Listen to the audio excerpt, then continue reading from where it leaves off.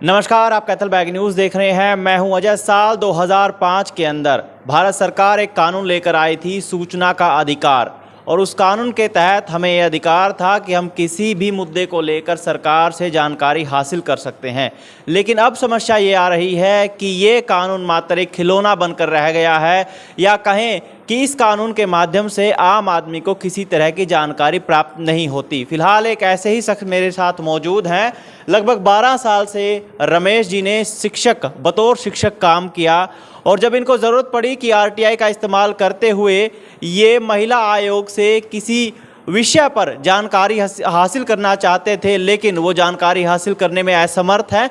और लगभग इस समय को 5 साल का पीरियड बीत चुका है। इन्होंने हर बार याचिका डाली, कहा मुझे जानकारी चाहिए, डॉक्यूमेंट चाहिए, और मेरा एक आम नागरिक होने के मद्देनज़र ये अधिकार है कि सूचना के अधिकार के माध्यम से मैं वो जानकारी हासिल करूं। लेकिन 5 साल का समय बीत गया है और इनको वो जानकारी नहीं मिल रही। आयोग है कि तारीख पे तारीख इनको दे रहा है। फिलहाल रमेश जी, बहुत बहुत स्वागत है। क्योंकि आप शिक्षक हैं तो इसलिए सम्मानजनक तरीके से मैं आपसे हर चीज़ को लेकर के मैं डिटेल जानकारी लेना चाहूँगा। क्या कुछ पूरा मामला था, एक बार बताइए विस्तार से। सर नमस्कार, मैं रमेश कुमार आप सभी भाइयों का, मीडिया कर्मियों का तहे दिल से शुक्रिया अदा करता हूं कि आम व्यक्ति की आवाज़ को आप आगे तक बुलंद करते हैं। आपका दिल की गहराइयों से मैं शुक्रिया अदा करता हूं। और मैं सर अपने आपके चैनल के माध्यम से एक संदेश देना चाहता हूं कि सरकार ने 2005 में राइट टू इन्फॉर्मेशन एक्ट लागू किया था, जिसके तहत हर डिपार्टमेंट में एक SPIO यानी कि जिसको हम हिंदी भाषा में जन सूचना अधिकारी कहते हैं, वो नियुक्त किया था। और उससे बड़ा अधिकारी को फर्स्ट अपील अथॉरिटी। तो हम जहाँ से सूचना लेते हैं उसका 1 महीने का पीरियड होता है। उसके बाद यदि कुछ नहीं किया जाता तो फर्स्ट अपील डाली जाती है, उसका 3 महीने का टाइम होता है। लेकिन उसके बाद भी कुछ नहीं होता तो एक आयोग की नियुक्ति की गई है सरकार के द्वारा, तो वहाँ सुनवाई के लिए केस को डाला जाता है। लेकिन इस मेरे वाले केस में तो मात्र जैसे कि आप पहले ही कह चुके हैं, खिलौना बनकर ही रह गया है ये कानून। मैंने 20/4/2019 को एप्लीकेशन डाली थी पंचकुला में, राज्य जो कि ये महिला आयोग का ऑफिस है, वहाँ से कुछ दस्तावेज की मुझे आवश्यकता थी। तो 20/4/2019 को मैंने डाली। उसके बाद उन्होंने कुछ नहीं किया, तो मैंने 18/6/2019 को उसके लिए उन्हीं के कार्यालय में अध्यक्ष महोदय के नाम फर्स्ट अपील दायर की, लेकिन फिर भी कुछ नहीं हुआ। उसके बाद मैंने 16/9/2019 को राज्य सूचना आयोग के ऑफिस में ये केस यानी कि सेकंड अपील उसके लिए मैंने दायर की, और जिसकी सुनवाई रखी गई 12/12/2019। तो मैं वहाँ उस टाइम व्यक्तिगत रूप से पेश नहीं हो सका, मेरी कोई मजबूरी थी। लेकिन आगे की तारीख दी गई 18/3, तो उस पर मैं मौजूद रहा। तो वहाँ के जो सुपरिटेंडेंट थे वो फर्स्ट अपील अथॉरिटी की तरफ से वो आए हुए थे। तो उन्होंने मेरे को 1 से 45 पेज की, मतलब एक पेज की 6 कॉपियाँ करके, वैसे ही मतलब पेज 45 उन्होंने बना दिए। लेकिन जो आवश्यक दस्तावेज थे उनकी एक प्रति भी मेरे को प्राप्त मतलब मुहैया उन्होंने नहीं करवाई। तो मैंने तुरंत ही आयोग के सामने इस बात की शिकायत भी की कि सर इन्होंने 1 से 45 पेज की मेरे को सूचनाएं तो दे दी हैं, लेकिन जो दस्तावेज मेरे को चाहिए था वो इसमें नहीं है, और जो ये सूचनाएं दी गई हैं मैं इससे सहमत नहीं हूँ। तो मेरे इस केस को दोबारा सुनवाई के लिए रखा जाए। और अजय जी, वैसे तो इस ऐसा प्रावधान है कि यदि कोई गलत या झूठी जानकारी देता है अधिकारी, या कोई मिसगाइड करता है, तो उसके ऊपर जुर्माना भी आयोग कर सकता है। लेकिन मैं तो कहता हूं कि आयोग और ये इनकी सभी की मिलीभगत है, वरना ऐसा नहीं हो सकता कि 5 साल तक भी कोई जिस दस्तावेज की मांग की जा रही है वो दस्तावेज इनके पास उपलब्धि नहीं है। फिर ये तारीख पे तारीख क्यों है? कहाँ से चंडीगढ़ का किराया कहाँ से लेके आएंगे हम? बार बार कैसे चक्कर काटते रहेंगे? और ये अब इन्होंने ये सुनवाई रखी थी 29/4 की। अभी ये 8/4 को मेरे को रजिस्टर्ड लेटर इनका प्राप्त हुआ है। इन्होंने बोला है कि आपका 29/4 की बजाय 23/7 को 11 बजे आपका केस रखा गया है सत्यवीर सिंह फुलिया की जो है वहाँ माननीय आयुक्त जो नियुक्त हैं उनके कार्यालय में। तो मैं तो कहता हूँ देखो, इस कानून का आम नागरिक को वैसे तो बहुत सौ को तो पता ही नहीं है, लेकिन जिनको पता है वो भी इसका लाभ नहीं ले पाते। तो मात्र वही आपने जैसे कहा है कि ये तो खिलौना ही बन के रह गया है जी।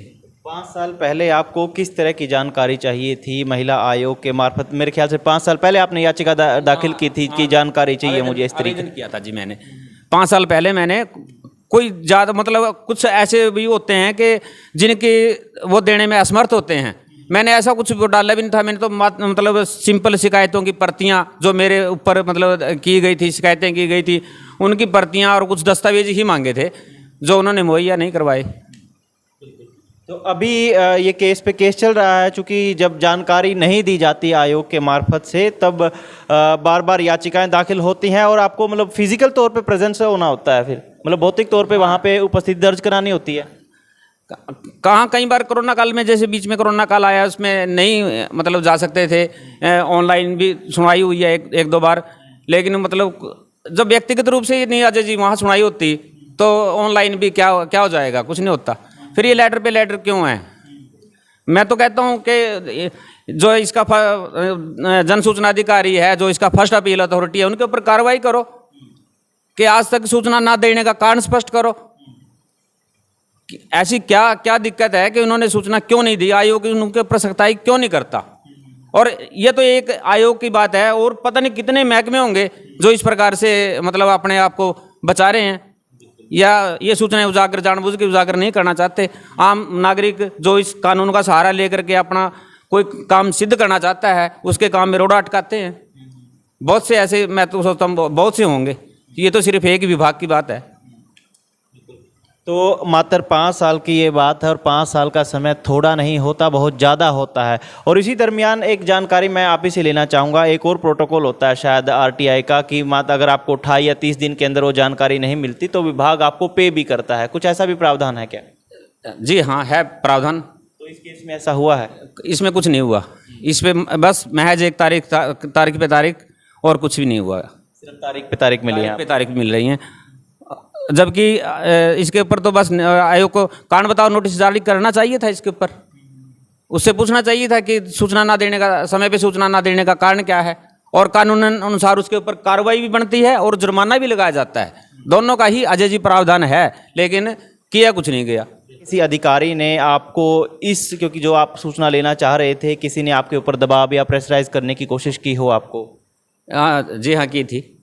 जब मैं 18/3 को वहाँ व्यक्तिगत रूप से पेश हुआ था ना, मेरे ऊपर ये मतलब प्रेशराइज किया गया था मेरे को कि आप ये लिख के दो कि आई एम सेटिस्फाइड। बट मैंने ऐसा नहीं किया। हाँ, क्योंकि मैं किसी के दबाव में काम नहीं करना चाहता, और ना ही हमें डर है, क्योंकि हम इलीगली तो कोई काम कर नहीं रहे। ये तो हमारा अधिकार है सूचना मांगने का, तो हमारा अधिकार, हम किसी के आगे झुकेंगे क्यों? उन्होंने दबाव बनाया था मेरे ऊपर, जो सुप्रिटेंडेंट उस टाइम के थे, कहा था मेरे को ऐसा। तो आपके जहन में कोई और बात सूचना के अधिकार को लेकर हो राकेश जी? क्योंकि ये जो चीज़ है ये बड़ा गंभीर मुद्दा आप उठा रहे हैं। देखिए अजय जी, कहने को तो बहुत कुछ है, फिर कहने से ही तो सब कुछ नहीं हो जाता ना। तो मैं तो ये कहूँगा अभी कानून के तहत, कानून के दायरे में रह करके हर अधिकारी को काम करना चाहिए, और यदि नहीं करते हैं तो आयोग जो इनके ऊपर एक डंडा छोड़ रखा है तो वो किस काम आएगा? वो इनके ऊपर सख्ताई क्यों नहीं करता? तो रमेश अब 12 साल से बतौर शिक्षक की भूमिका में है, और एक और चीज़ कि आमतौर पर हर नागरिक को आरटीआई की जानकारी नहीं होती, कुछ एक लोगों को होती है जो इसके मार्फत लाभ लेते हैं। लाभ इस तरह का होता है क्योंकि सूचना भी एक इंसान के लिए भूख की तरह होती है। जिस तरीके से शिक्षा स्वास्थ्य लोगों के लिए ज़रूरी है, उसी तरीके से सूचनाओं का महत्व भी है, डॉक्यूमेंट्स का महत्व भी है। और इसी नज़रिए से जिन लोगों को आरटीआई की जानकारी है, जब वो इसके मार्फत लाभ लेना चाहते हैं, कोई जानकारी लेना चाहते हैं, तो वो इसमें सफल नहीं हो पाते। तो भारत सरकार ने इस तरह का कानून या प्रावधान बना ही क्यों रखा है जब वो मात्र खिलौना है, जब अधिकारी सूचना ही नहीं देना चाहते? तो कैथल बैग न्यूज़ में इतना ही।